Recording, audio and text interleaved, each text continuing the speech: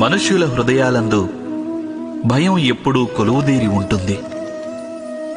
ఒక పరి సంపదలు నశిస్తాయన్న భయం, ఒక పరి అవమాన భయం, ఒక పరి తమవారు దూరమవుతారన్న భయం.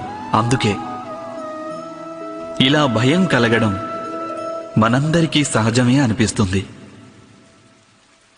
ఇంతకీ ఎప్పుడైనా ఆలోచించారా?